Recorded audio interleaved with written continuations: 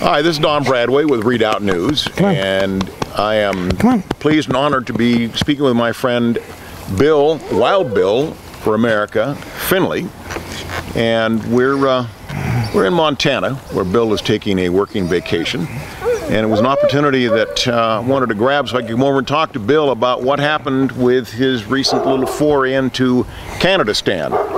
And so, Bill, why don't you sort of give a real quick synopsis of what occurred, where it was, and that type of thing. Well, I was invited to Calgary, Alberta, Canada to give a speech on the abuse of women and children under Islam. And if you're familiar with it, there are some serious problems. And but you know, when it was announced that Wild Bill for America was coming to Canada, there were some left-wing groups that just raised Cain with the government to keep me out. And when I arrived at the airport, I was intercepted by the Canadian authorities, the border police, and they hustled me off to their security area where I was held for 7.5 hours. They searched my luggage and my iPad was on top, and it had the notes to my speech, and they read the notes to my speech where I call out Islam for being abusive to women and children. And they took that and they ran back to their supervisor's office, and after a few hours of me sitting on a hard steel chair, they came out and said, "We are holding you, detaining you for," get this, "smuggling hate speech on your iPad." These were notes to myself about the speech I was going to give, notes that nobody else was going to see. But apparently in Canada, writing yourself a note can be construed as hate speech. Now, this is a serious concern, Don.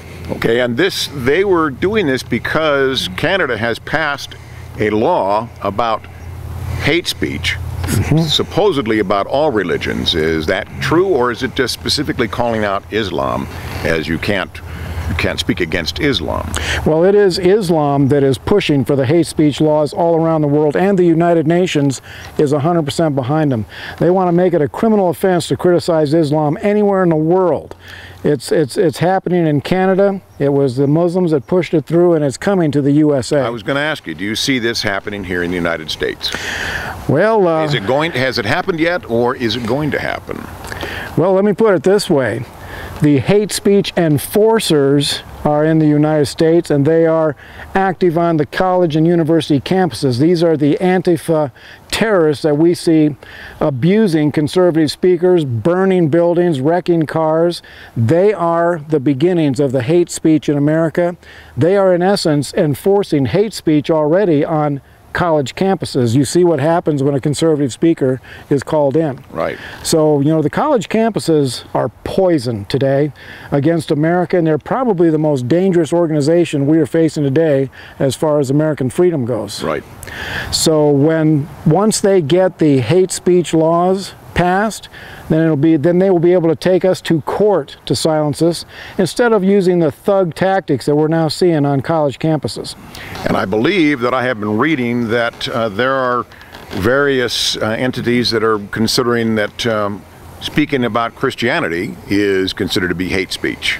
Well, they have to put Christianity in there along with Islam in order to get it passed. Right. There are a lot of congressmen who are smart enough not to vote if it's just, you know, criticism of Islam, but if it's criticism against all religions, then they can justify voting for it to keep their constituents happy. But I guarantee you, Don, the hate speech enforcement will be focused on the Christian church. Have we had any warning about this, perhaps biblically? Oh, the day is coming when they will declare evil good and good evil. And we were warned by Jesus that anyone who wants to live godly will be persecuted. And you know, the Christian message is that Jesus Christ is the way, the truth, and the life, and no one comes to the Father except through Him. It's John 14:6.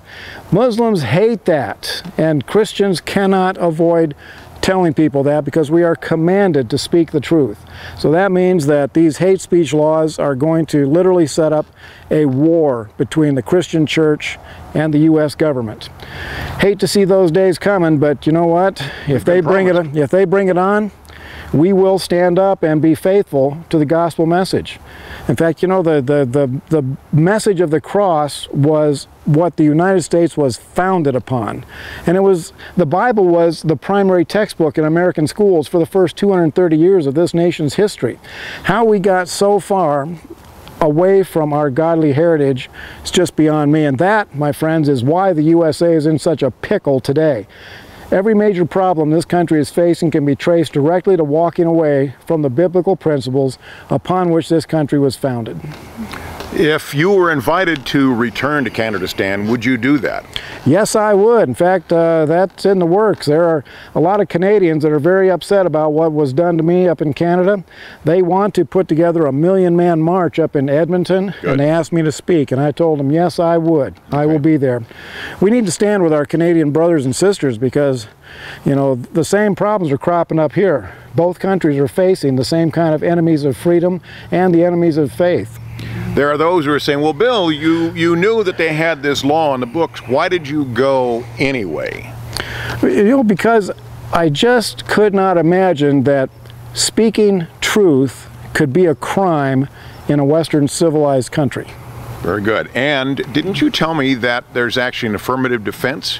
Yes. In regard to what you were charged with? Yes. Now this is good. The Canadians need to know about this. Somebody sent me the Canadian statutes after I was kicked out, and I read it.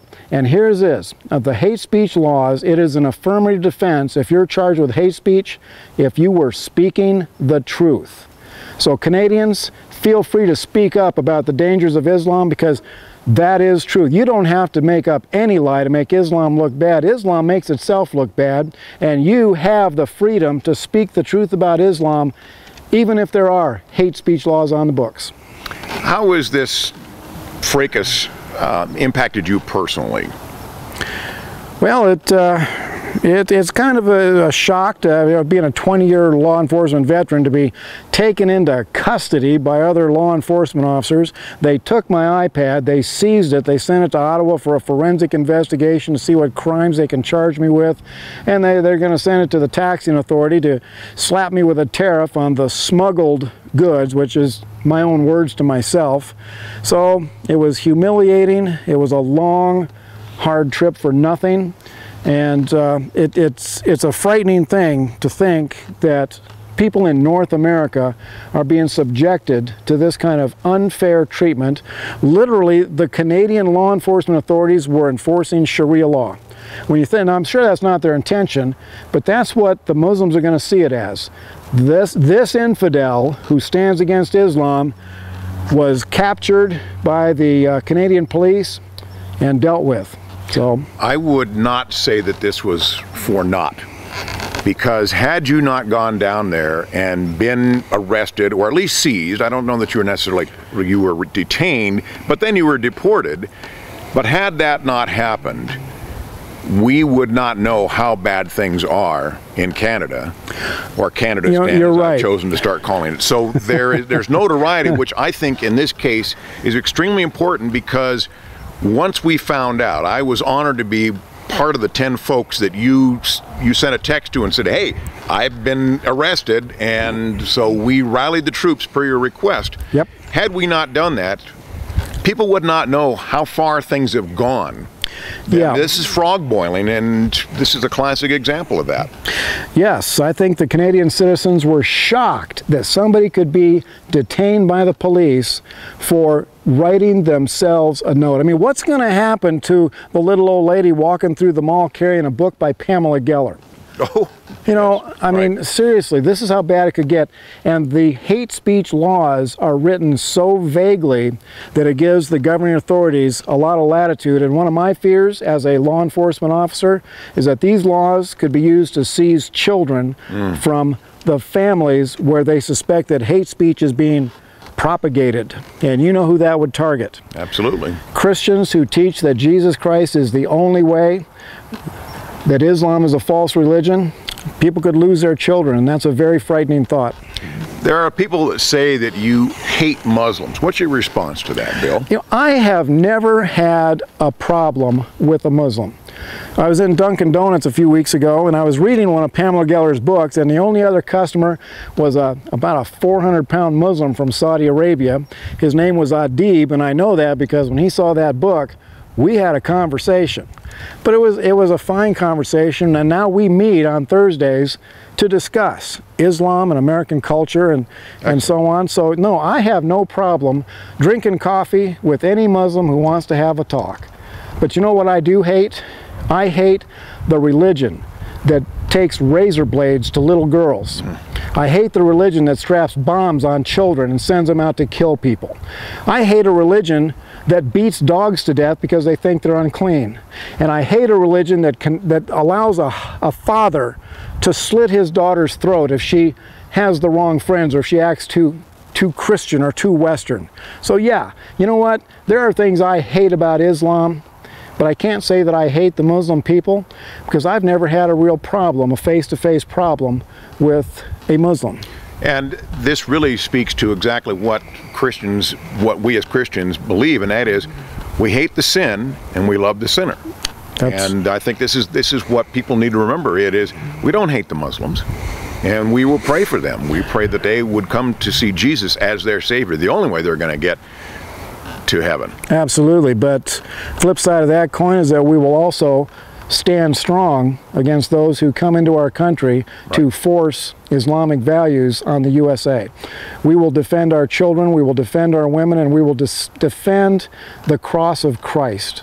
So, you know, in the USA, we welcome everybody who wants to come here, but we do ask that you respect our laws and that you respect our people and respect the traditional faith of the USA.